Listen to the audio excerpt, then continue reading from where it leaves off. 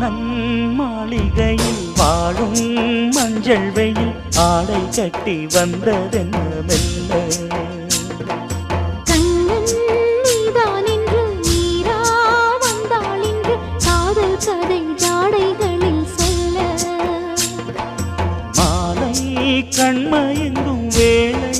மங்கை நதி மங்கை நதி பொங்கி வரும் கங்கை நதி ஏதோ காமம் செய்த சூதோ அச்சம் விட அவன் ஒரு பானம் விட